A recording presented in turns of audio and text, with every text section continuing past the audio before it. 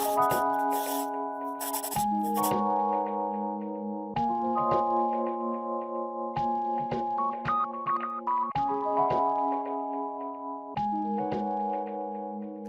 y'all, welcome back to the Dreaming Forward podcast. My name is Shalon Johnson, And I'm Kalyn Wilson.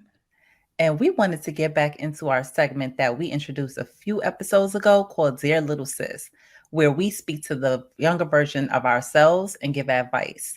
And today our topic is going to be on how your organizational structure impacts how you look for a job. So, Kaylin, what is some advice that you would give to your younger self about how to look for a job based off of that organization structure? Yeah.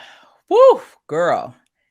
So we talked a few episodes ago about something called mechanistic versus organic structure. And it's the one where it's like these tightly controlled chains of command that's mechanistic, or more pod-based work environments where you work in smaller groups and they could be cross-functional and there's a little bit more fluidity. I definitely thrive in organic structures. I love project-based work. I don't like to feel like I'm chained to one group. If I see something interesting, I'm always looking for problems to solve. And I didn't know how to language that when I was younger in my career. So I allowed other people's perception of my style to be perceived as flighty. And I accepted that and internalized that as the truth. But it was really just that I'm a strategic thinker. And if I see a problem, then I connect it to this other problem. And to me, they're all related to the same thing. And if we solve this big, right, it was like all of the pathways that I now get to do as an entrepreneur, but it didn't work for the types of organizations that I was looking for. Um, and if I'm honest about that, I wasn't raised in a family where people taught folks to look for that because they didn't look for that. If you think about most, especially families of color and families of lower socioeconomic statuses, you find your good job, you get in there, you put your head down, you be quiet, get your paycheck, man your business so you can get to retirement. And so the idea of looking for an org structure or a leadership style that worked for me, or the type of organization where I felt happy, that was an anomaly. It was laughable. And so it took me a long time. It took me building my own companies to realize that that's what I needed. What about you? So for me, it definitely took me a long time, but it didn't necessarily take me building my own company. I think it just took me getting tired of being disrespected at work. Mm. And I say that because when you have the confidence in yourself, like I know I'm popping, okay? Like I Mhm. go to every job, I do what I'm supposed to do. I learn super quick and you're going to see those outcomes and I'm going to show up. I'm reliable. Yep. And so I got discouraged so many times being in a company or being on a team where people were just super disrespectful. Not my peers, but Mhm. management was super disrespectful. Mhm. After a while, I was like, okay, I have the degrees, I have all of the credentials, I have the experience, I'm nice, I'm getting my work done. What could it be? It kind of took me learning all of those things and putting that together to see that I wasn't the problem. And once I Mhm. saw I wasn't the problem, I gained the confidence to make moves when I saw people acting crazy. Mhm. Some things that I just don't tolerate at work are disrespect and also, what's that word? Stifling. Mm. Mhm. Mm. Like those helicopter managers, Yep. micromanagers, like Suffocation. that, Mhm. suffocating. Like I don't take those um toxic work environments. Those don't really work for me. And so once I see Mhm. those things happening, I start making moves to leave. Yeah. I wish that I learned that a little bit sooner. Yeah. Although I learned it a long time ago, I wish I learned it sooner because I think that my career also could have taken a different path if I realized this way earlier and had that confidence in myself. You know what? I think back to when you and I worked together and the jobs that you've had since then, and how your style of work was so needed, but leaders refused to acknowledge it or couldn't see it. and how much of a detriment that was to the department at large. Mhm. And so, sis, if it's one thing that we can communicate to you, it's that there is an impact to you not getting what you need at work. Yeah. We are so used to crappy jobs that we think that we could just like, "Ugh, well, I just left that job and went someplace, and I left that job and went someplace else." But Shalon and I have talked at length about how over time it does something to you. Mhm. It does something to your physical health. It does something to your mental health. I remember the first job that I developed bronchitis because of work stress. I remember the first one. And I was shocked because I'm like, this ain't no regular cold. Like, what's going on? I remember the doctor asking me, like, do you smoke? How long have you been a heavy smoker? And I was like, I've never smoked in my life. Like, what are you talking about? And they said the only people we see with this type of illness are people who have been heavy smokers for 20, 30 years. What is going on at your job? And I said, well, I have a very stressful job and went through all the symptoms. And they were like, you need to leave that job. And I remember I wasn't at that job. I don't even think I was there fully for 18 months. It's maybe like 14 or 16. I had bronchitis like 2 or 3 times. And since then, I developed bronchitis so easily around stressful jobs typically, and it takes longer for me to heal. I've noticed, and Shalana and I've talked about this even with cognition, your working memory, your short term memory, it's harder to remember things. Mhm. Whenever you leave a job and it takes you like a month to even get excited about your new opportunity or your new thing, baby, that wears on you. It So does. you might be able to bounce back fast when you 24, but take about 7 of them trifling jobs and make it to 40. It's not going to be so easy to bounce back. Mm-mm. And that's scary. It is. I remember when a job put me in the hospital. Mhm.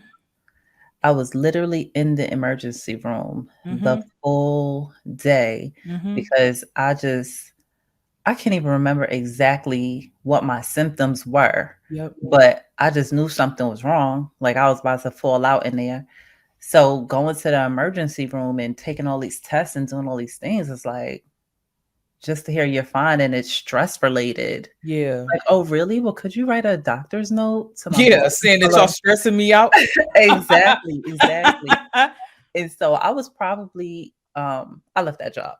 But it was probably easier for me to bounce back because I was younger.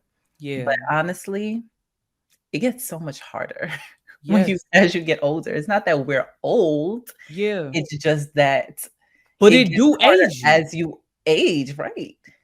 That stuff ages you though, Yeah. because and I see it a lot in what would be considered like blue collar jobs or jobs with a lot of physical labor. Mhm. It's a reason why when you talk to like carpenters and construction workers and painters and people who again their whole job is physical, they have the body of like an 80-year-old person, like no Yeah. shade, right? Mhm. On trying to, we're not trying to be ageist, but it's like they have a super aged body and they'll be like 35, Yeah. 40, right? And Yeah. have to, their whole career is done. Yeah. And it is because jobs take a lot out of you. Yeah. They take a lot out of you, period. But especially when your cup is not being filled, sis, Mhm. it literally is like an energy vampire. Look at the And you have to president. be careful. Every presidency, Yeah. don't they do that thing where they look at when you first get in office, your hair's black, Yes.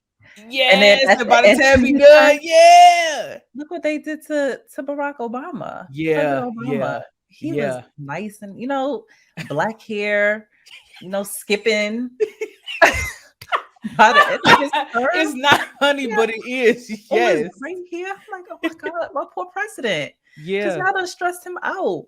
But it's like the Yeah. presidency is still a job. Like the Yes, same it thing is. that we were able to see in pictures with President Obama is the same thing that happens at our jobs. But for some Mm, reason, we look at our jobs like they're less than and yeah. that we are just supposed to accept it. And Yeah. so what I would tell the young version of myself and to people watching is that you don't have to accept that.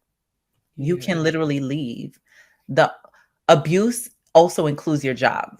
Yes, it It's does. it's not spousal abuse, domestic abuse, it's not only those types of abuses, it also Yes. involves your job. So Yes, it I does. just want everyone to be a little bit more mindful about that. Know that there are so many other opportunities out there to move around, and that if you do need some advisement or support in that, you could find that if you just reach out.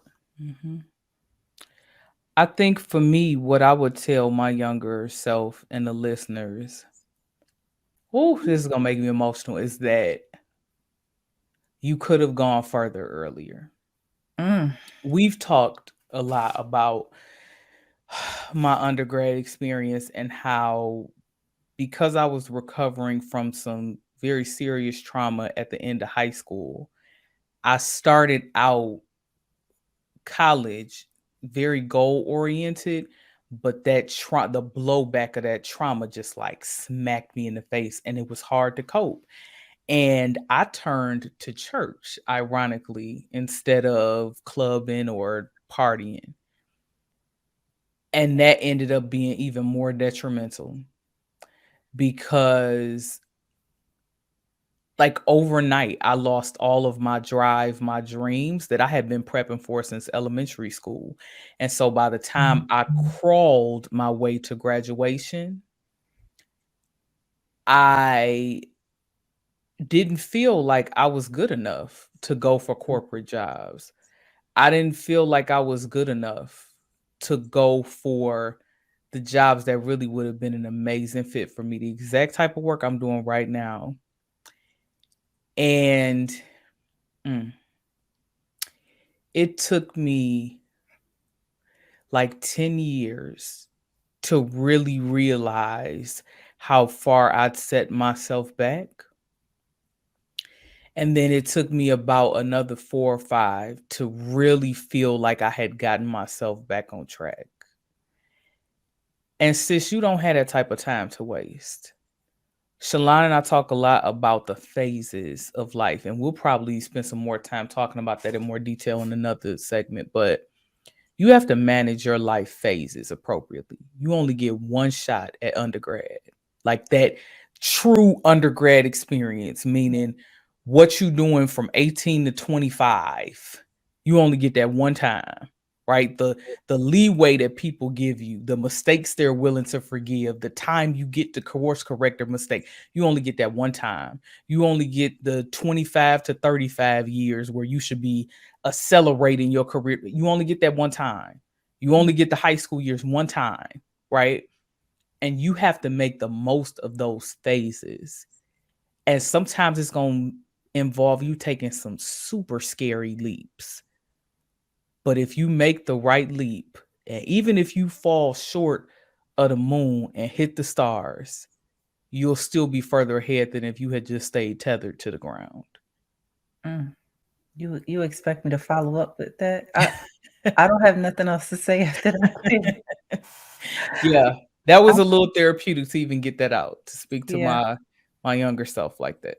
yeah, and I encourage everybody to do that same thing because I Mhm. think we don't take the opportunity to do that enough. We're very hard on ourselves. I know I'm very Mhm. hard on myself, and I've always been that way, Yeah. but in my 30s, I am reflecting more and Mhm. doing exactly what Kalyn was talking about. Just, I tell myself, you could have been further sooner, but we're here now. I know now not to let these jobs play with me anymore.